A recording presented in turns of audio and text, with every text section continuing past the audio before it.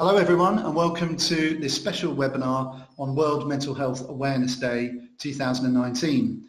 This is the Charity for Civil Servants and our broadcast today is running in partnership with Papyrus, and the theme for World Mental Health Awareness Day 2019 is suicide prevention.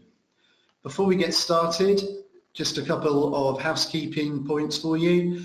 If you're joining online, you should see a console on your screen.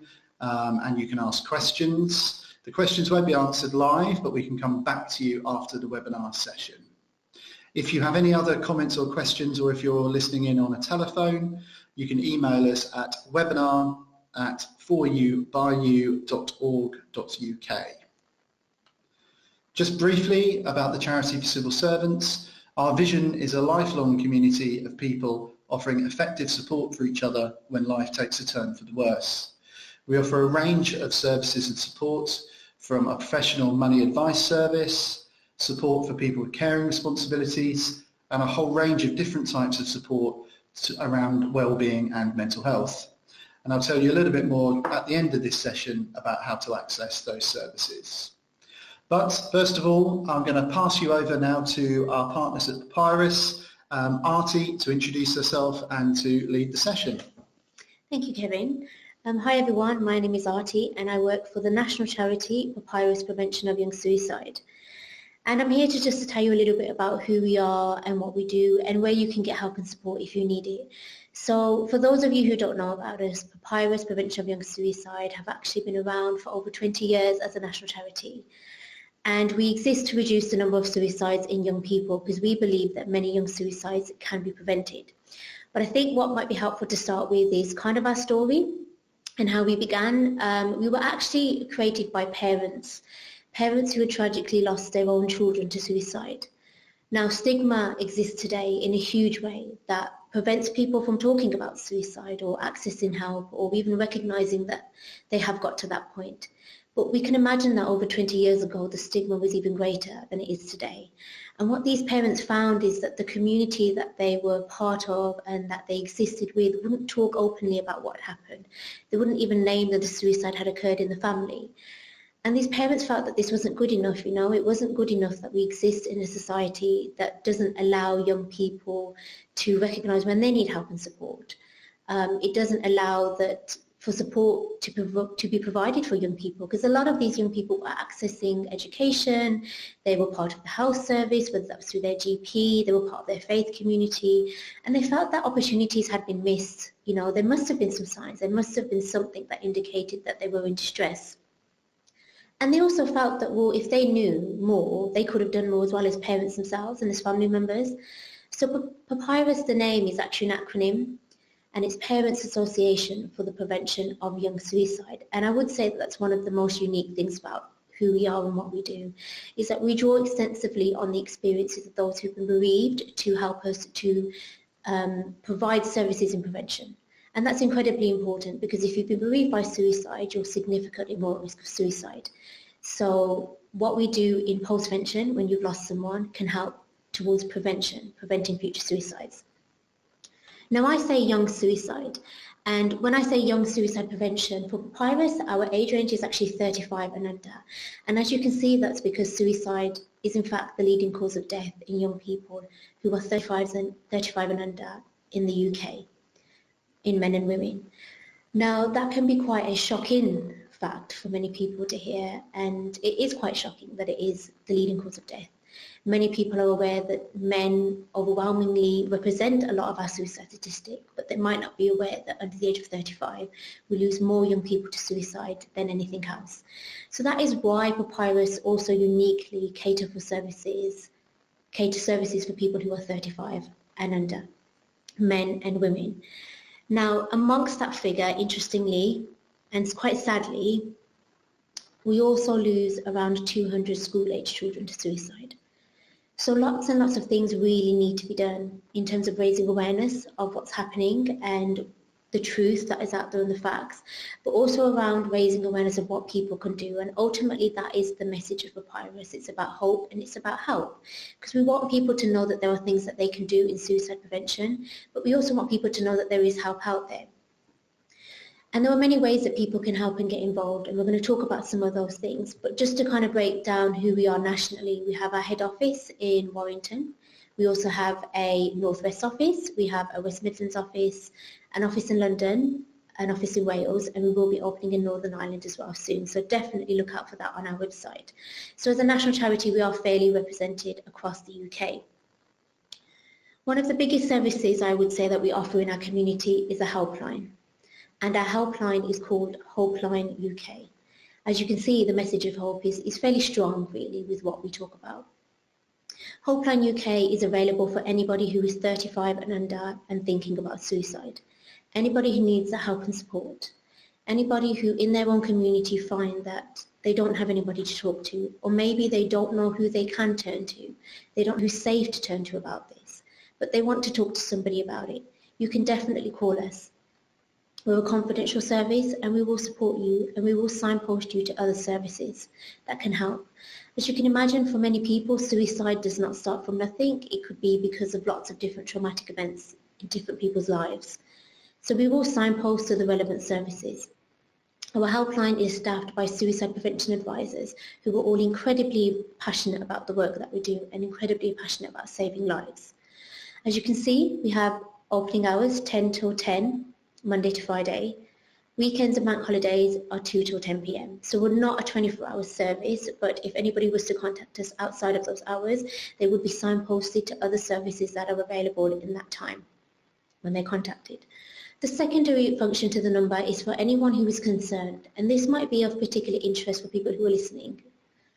If you're worried about somebody in your life, now that could be professionally, or it could be personally, it could be somebody in your community or your family or your friendship network.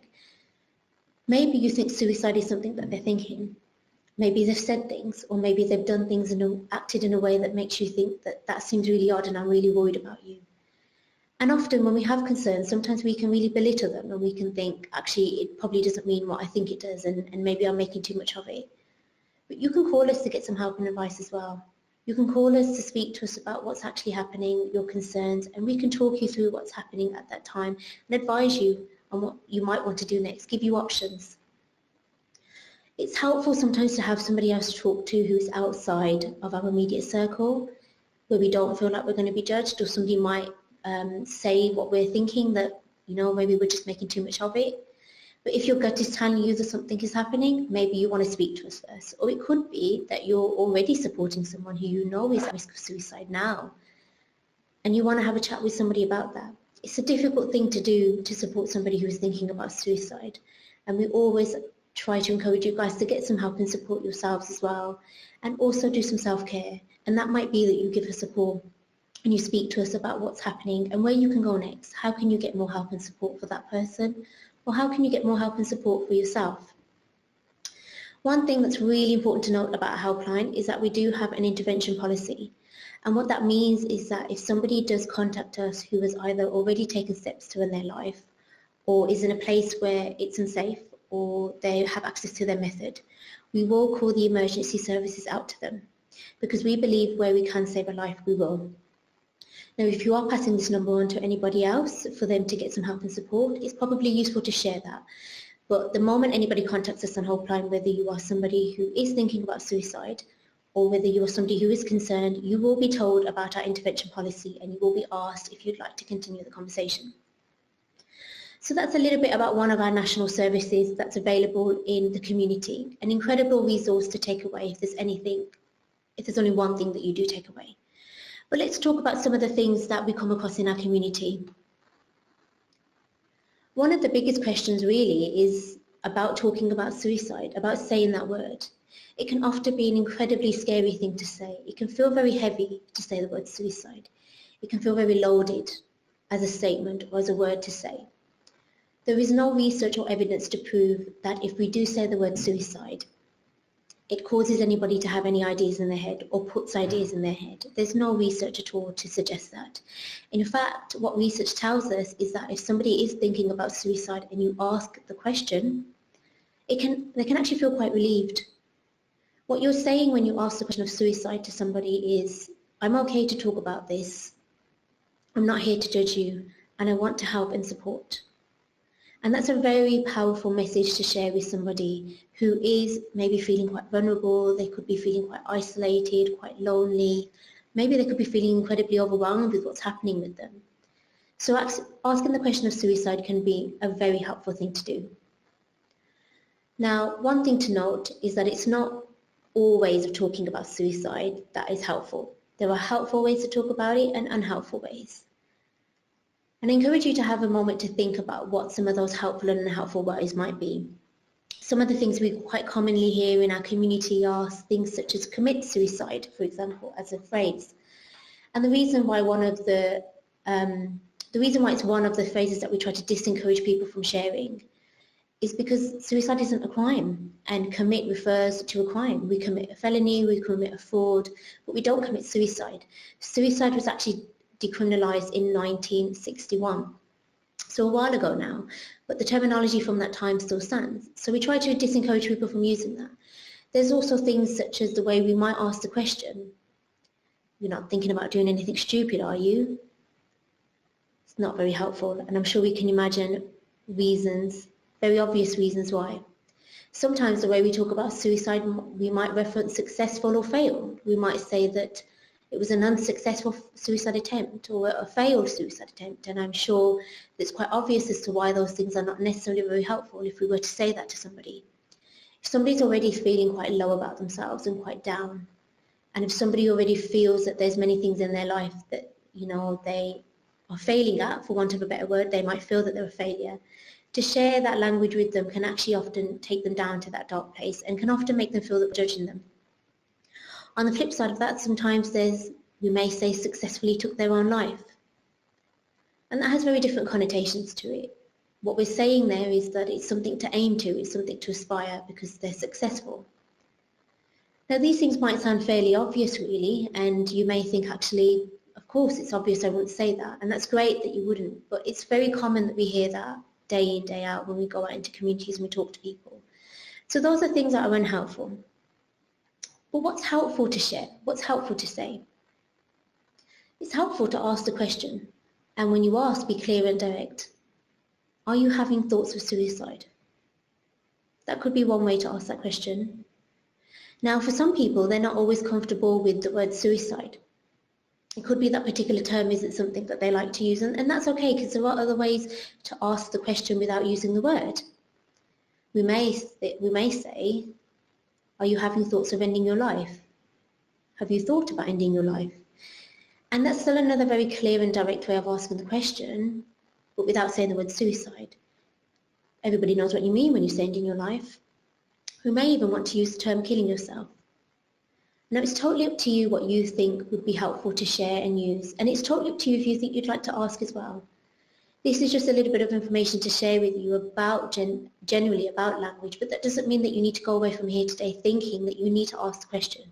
If you don't feel confident, or if you need a bit of extra help and support, why don't you give us a call on Helpline, and we can talk you through what that conversation would be like. You could even practice with us about how to ask that question. That's absolutely okay.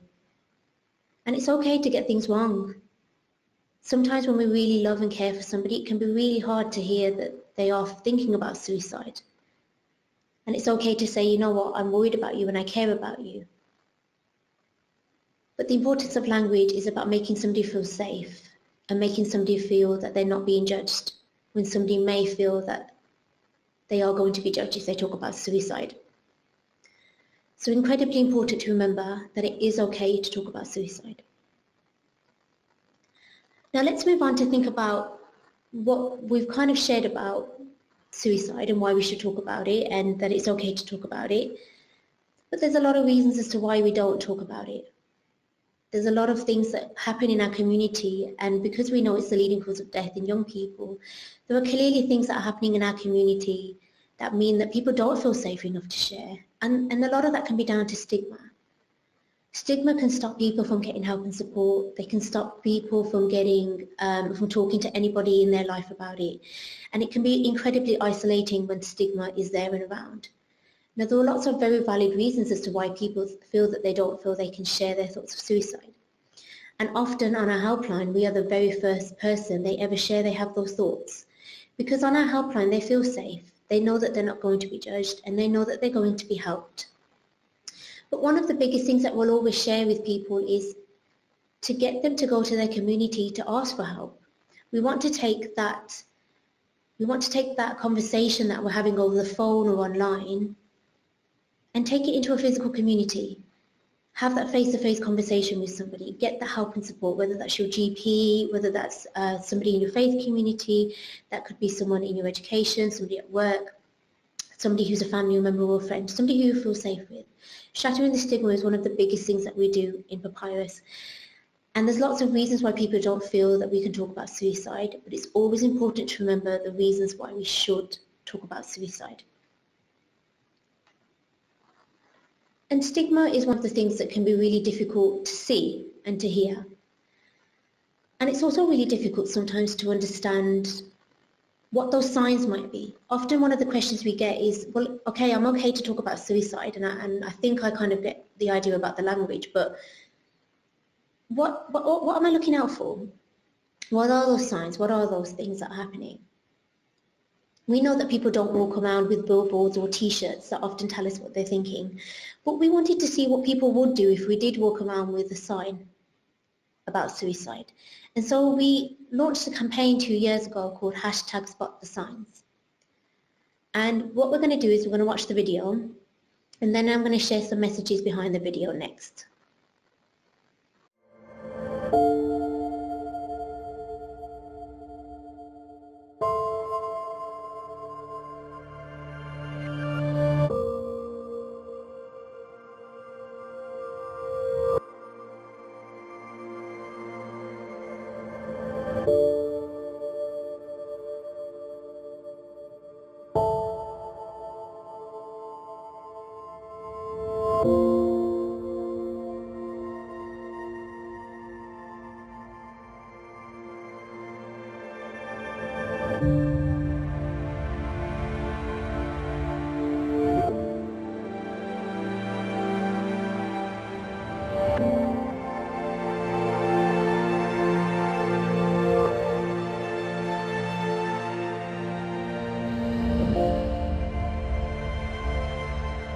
Just get an Americano steak out, please. I'm not really going to do that, are you? It's how I feel. Is it actually how you feel? Yeah, it's actually how I feel. I don't know you, but like, that just really saw it, and it just impacted me a lot. Are you seeing anybody about this? No. Why are you putting this on? What have you got that on yourself? I'm just not feeling so great at the minute. I just feel like I've not really got much choice.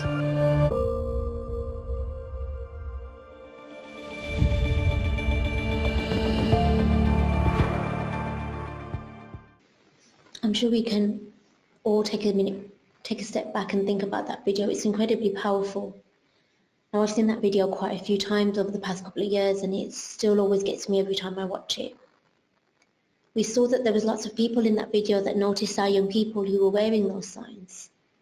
And for fairly obvious but maybe very valid reasons, they didn't decide to stop. And that's okay. It's okay sometimes not to stop, because maybe there are things happening with yourself. Or maybe you don't know what to do, or maybe you think that if you say the word suicide, it may give somebody the idea. But we saw that there were people that did stop, they did notice that sign, and they did want to help and support. But we know that people don't walk around with those signs, so sometimes we need to think about what those signs might be. And there's 5 different bullet points on the screen. I'm going to go through each one at a time. The first one is the one with the 2 faces. So you've got the sad face and the happy face, the 2 masks. And we could think of those as our actions and the way people hide. People are very good at hiding how they feel, but they can often show you through their actions. So that could be that somebody starts to withdraw. Now, these are not necessarily signs that somebody is suicidal, but it's signs that somebody may be in distress, or they may be in pain, or something may be happening. Because that's where the start of our conversation happens. So somebody could become quite withdrawn, they could start to isolate themselves, they could stop doing things that they usually really enjoy. If we think about enjoyment in life and activities that we take part in, there's a reason why we do it. It does release endorphins, it does make us feel good, and often it's a socialization activity. But if we notice that somebody stops doing that and doesn't come and seems quite withdrawn, we may want to ask why. We may want to say, we haven't seen you around, what's been happening? We could also think about somebody who maybe engages in some types of self-harming behaviour. Now, self-harming behaviour comes across a broad spectrum of different things. It could be that somebody engages in risky behaviour as a form of self-harm. Maybe the actions that they're doing, or maybe the people they're hanging out with, could be people that don't often have a care for their life, very much just like this person isn't having any care for their life. They don't care about the consequences of what they're doing. Maybe for some people, they start to give away their possessions. They start to write their will. They start to say their goodbyes. Now, goodbye doesn't have to actually use the word goodbye. It could be that somebody shares with you about that you've been maybe a really positive person in their life, and that they don't know if they've got this far without you, and they want you to know that. And that might feel quite nice to hear that, of course, but it may also feel quite odd for us. So we may want to say, this is really nice that you're sharing this, but why are you sharing this? What's going on? What's happening? People starting to put their affairs in order can be an incredibly powerful way of somebody sharing that they're at a point now where they have decided what they're going to do. It could also be somebody who suddenly starts to act very happy, and that one can be something that can be quite strange, really. But if somebody for a while has been in a lot of pain, and maybe they've tried different things to help get away from that pain, but nothing has worked for them, or the things they tried haven't worked for them, they may get to a place where they decide that suicide is the answer for them. And that might actually give them a sense of relief, not because they're going to suicide, but because they know that their pain will end. For many people who are thinking about suicide, they're not thinking about dying and death. And they don't always necessarily want to kill themselves. They just don't want to live the life they're living right now. And if we think about suicide in that way, we can think that there might be pain and distress in somebody's life that maybe somebody's trying to get away from.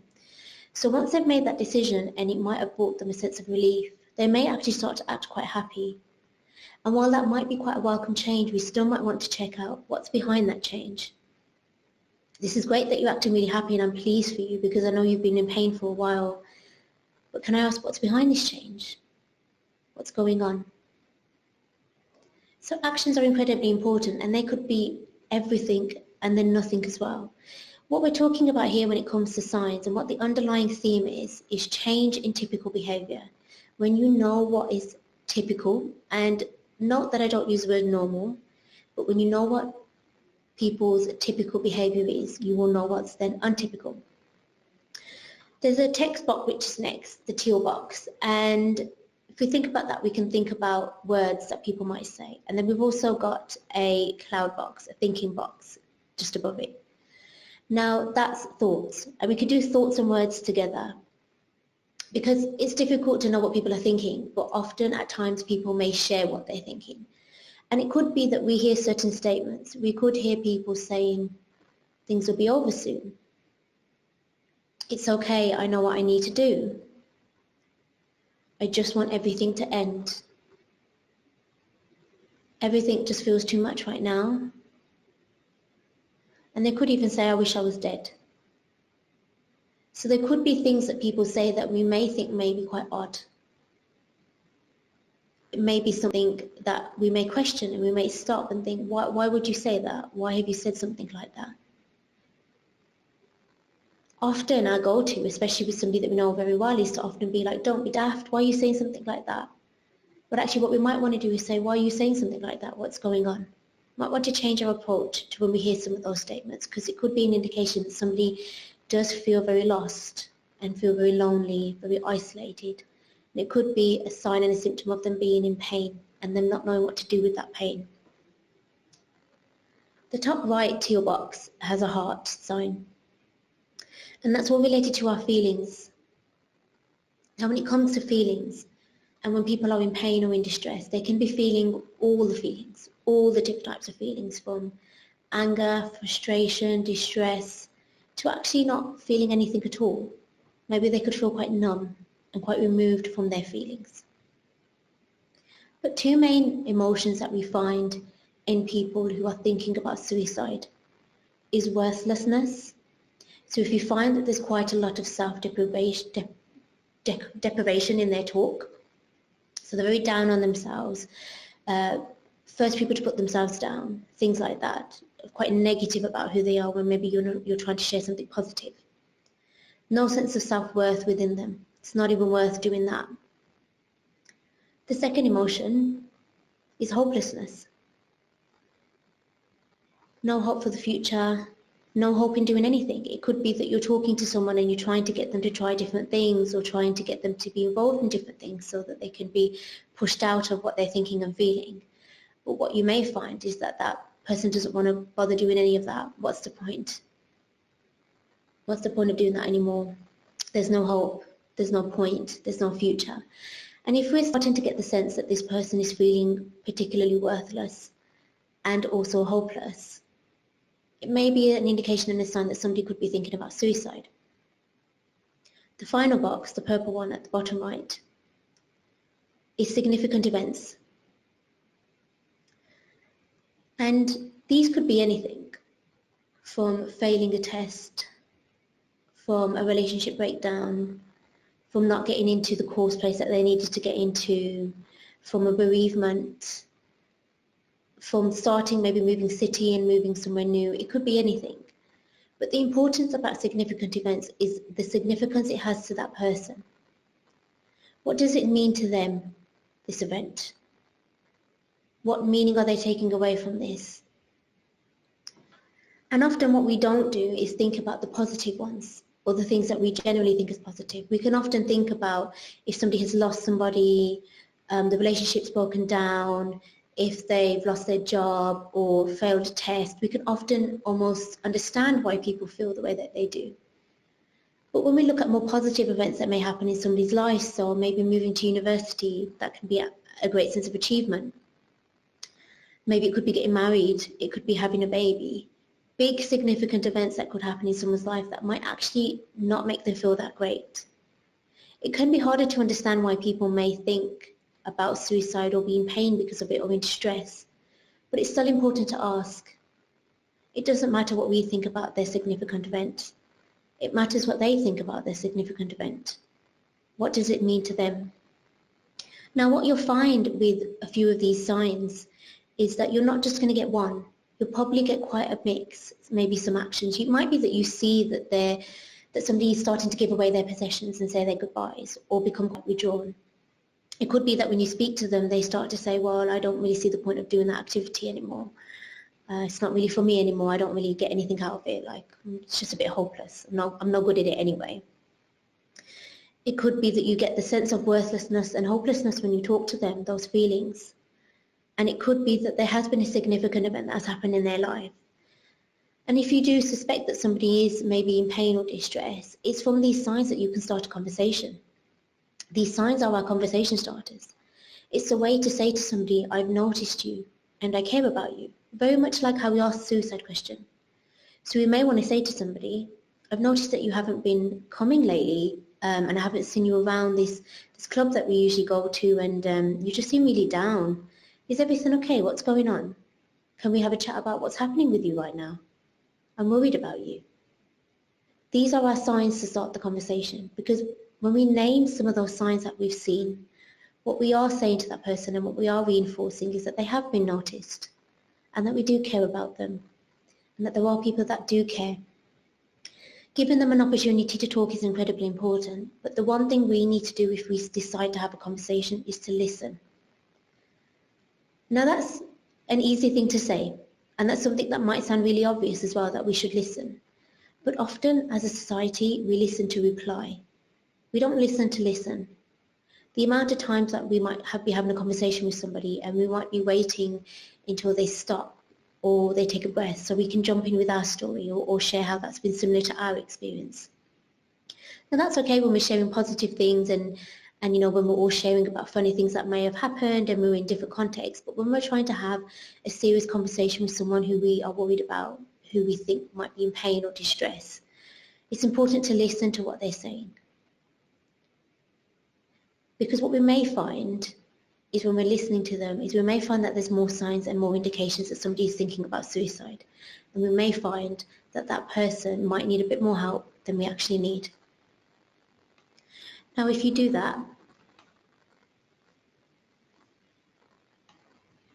and you find that you are worried about somebody, it is important to get help and it is important to get support. If you are really worried about somebody, please don't keep that to yourself. Please share that with somebody. That could be somebody in your life who also knows them. And we could be a bit worried about breaking confidentiality there, and I definitely understand that can be a difficult one to do. But if you're sharing with somebody in confidence about a worry and a concern that you have, they may share that they have the same thing, and both of you together can maybe support each other in getting some help and support in how to start that conversation. Or maybe one of you decides that you're going to start that conversation with that person. But if you find that there's no one that you can speak to, or maybe you have spoken to people and you're not taken seriously, you can come and speak to us at Helpline UK. If you have a concern, don't keep it to yourself. When we look at the signs and we looked at what we just talked about, there's obviously a lot more signs than what we've just covered, but it could be that you have seen something that is almost a piece of a jigsaw puzzle. That when you put the pieces together with somebody else, you realise that the picture paints something quite horrible actually, and something quite sad, or something quite worrying. But maybe your piece alone doesn't mean that you are that worried. But talking to somebody about it can help. We often can feel that we're maybe being a bit nosy, or we're going to overstep the line, or sometimes we can be worried about their reaction. Maybe we're worried about if they're going to feel really angry, or if they're going to kick off at us or get really offended by a question. And they may do. They may get angry, they may get upset, but they know that we care. Ultimately, that's what they know, that we do care. And if you are worried about any of this, and you definitely want to speak to somebody, because maybe today's presentation has made you think that there's somebody in your life that you are worried about, you can give us a call on Helpline UK. Please don't keep it to yourself if you are thinking about suicide and you've got no one in your life that you can speak to. And please get help and support if you are worried about somebody. The first step is giving Helpline a call, or even passing this number on to somebody else in your life so they can get some help and support as well. I mentioned earlier that the message of Papyrus is hope. And I really hope that we have given you some hope today. Hoping, knowing that there are, in being aware of what the prevalence of suicide is in the community, but hoping, knowing that there's a service out there that can ultimately help, and that there are ways that you can get help, which together we can all save lives. Thank you very much for listening to me on the presentation. I'm going to hand over to Kevin. Thanks, Artie. Obviously a really important subject, and just wanted to say a big thank you to yourself and to Papyrus for helping us with this session today. On the screen now is the website for the Charity for Civil Servants, as well as our number and our social media channels. You can find full details of the range of services and support that Charity for Civil Servants can offer on our website, or you can also give us a call to have a conversation to see how we might be able to help. You'll also find full details of the rest of our webinar sessions, which run throughout the year, fortnightly, on a range of different subjects. Thank you once again, and I hope you enjoyed today's session.